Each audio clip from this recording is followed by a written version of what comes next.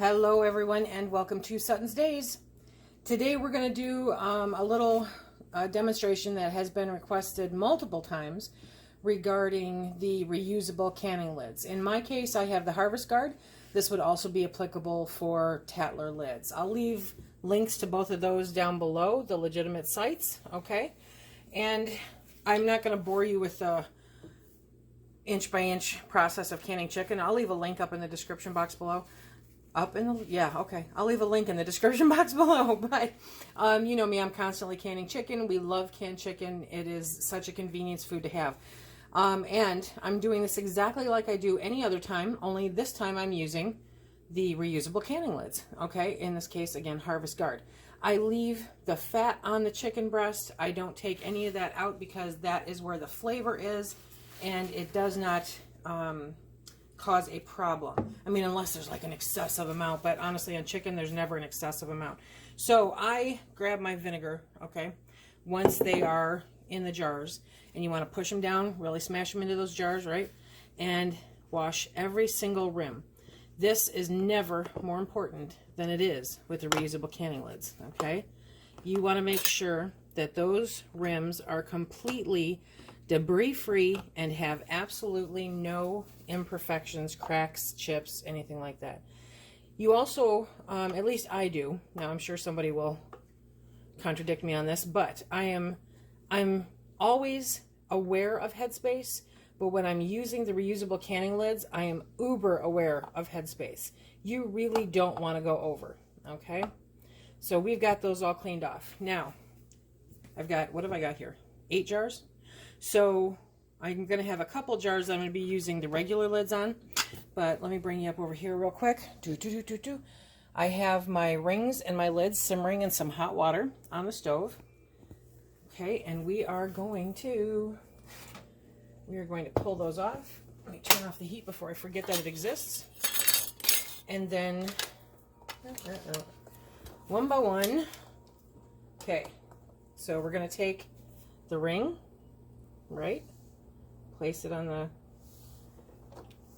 jar, and then we're going to take the lid, make sure that you center it on the jar, and then you're going to take your ring, okay, now you want to make sure that that stays centered. I don't know if you caught it on camera, but it wiggled a little bit, so I'm going to make sure it stays centered. I'm going to hold it in place with my finger, and I'm going to loosely put on. See, that's it. That is it, okay? I am feather touching this thing while I'm holding the lid in place. Not like when you do with the normal lids, and I'll show you how I do that difference. I mean, this is truly as finger tight can be, okay? And then I'm going to take that and put it into the canner. Now, when you're using the regular disposable lids, okay, you put those on, you grab your lid, and that's finger tight, okay? You know, you're putting it on there much tighter than you would with these reusable lids. Let me bring you up just a little bit. Okay, we're going to do it from this vantage point here. So we have the jar, the rim has been cleaned. Now we're going to, get the gasket out of the water. We're going to lay it on the rim. We're going to get the lid and put that on there, okay? We're going to make sure that it's centered, and we're going to hold it in place. And then you just take that, that's it. You see that? Barely touching it, okay? And then I'm going to put it in here. So, depending on, gosh, that water just needs to be a little bit cooler.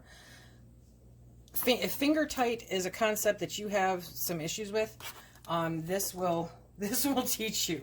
Because if you tighten these too much, okay, then they will not seal.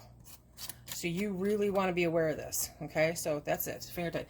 They need to be loose like this so that any built up pressure in the jar can vacate the jar. The question that has been asked multiple times is, Lisa, can you can meat with those?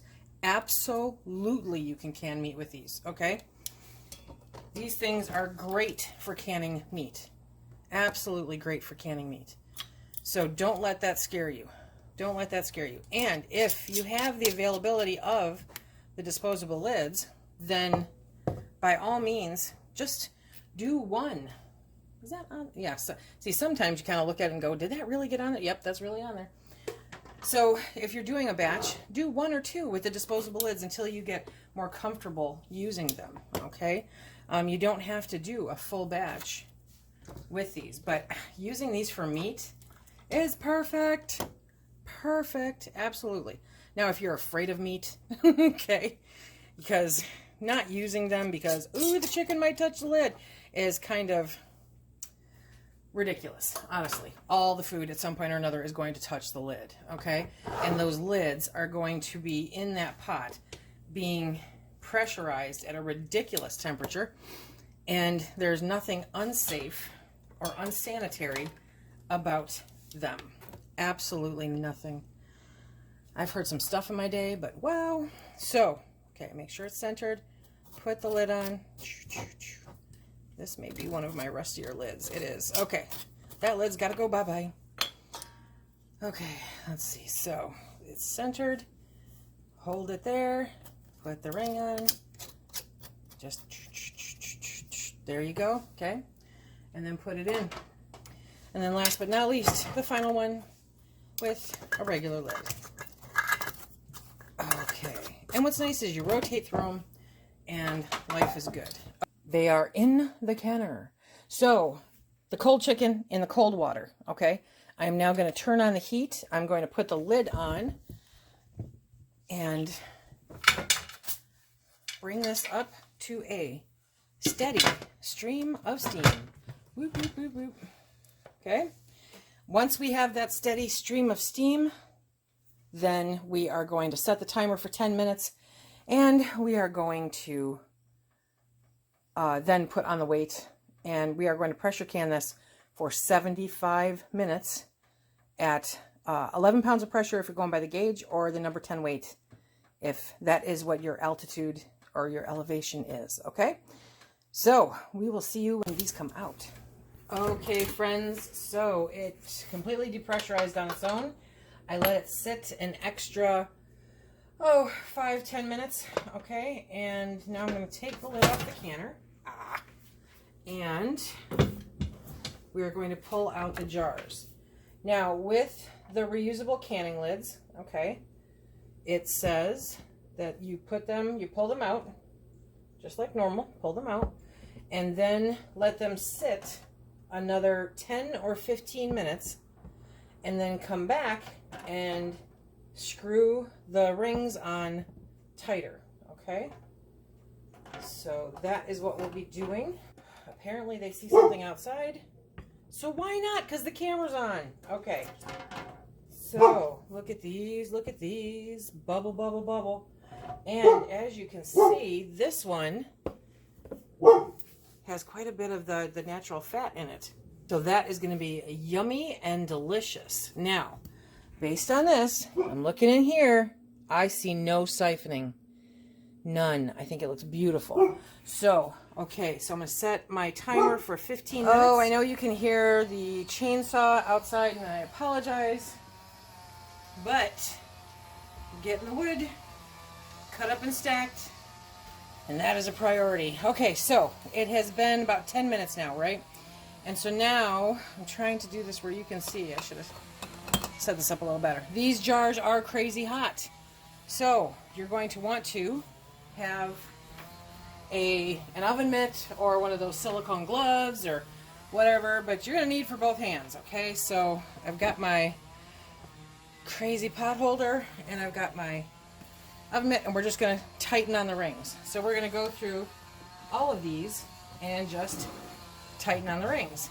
Now, they're not even like that one turned the most. Whoop. That one turned a good fair. That one. Okay, but the trick is to not burn yourself, because that is not fun. Okay, so, yep, that one didn't move at all.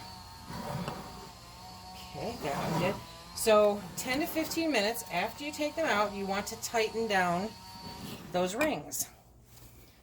And then you let them sit until the next day, okay? And then they will be good. You can use reusable lids. Oh yeah, why did I tighten the ones with the regular lids? You can use the reusable lids with meat. Absolutely you can. I'm not sure where it started that you can't. I have no idea where that originated from, but you can absolutely use the Harvest Guard or the Tattler lids with meat. Now, there's always that caveat, okay? If you are doing pork or something with a high fat content, you need to be very, very aware of your headspace, because if it siphons, that could obviously impact your seal, especially since you're doing the final tightening after they come out of the jar, right? So you want to be very careful of your fat content. If you're doing ground beef, par cook it, definitely, especially if you're getting like an 80-20 or 75-25. I would par cook those anyway if you're canning those up. So you want to be aware of your fat content, be very aware of your headspace, and don't tighten the rings on when you initially put them on. You saw how I did it. I mean, it was just a, I call it a feather finger. You're just basically whatever you could do with barely touching, okay? And that's what you want to do. You do not want to tighten those on at all, anywhere near what you normally do.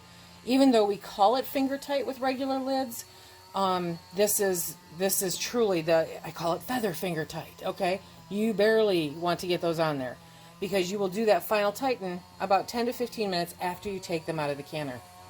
I hope this was helpful for all of you that are looking into using the reusable lids. I think they're a great investment. I think they're definitely something if you're of the prepper mentality where you like being prepared in case of, oh, I don't know, shortages and pandemics, then this is very, very helpful. I'll put the 2 links for the reusable lids, both the Harvest Guard, which I'm using, and the Tattler down below. Those are the 2 true links to order these. And if you have any questions, I will do my best to answer you. And definitely check out their websites because they have some videos and answers there too. Okay, you guys, this is it. Remember, if you like what we do here, please hit that like, subscribe, and share. Check us out on Instagram. And until next time. Oh, yeah, don't forget about Facebook. Until next time, be safe.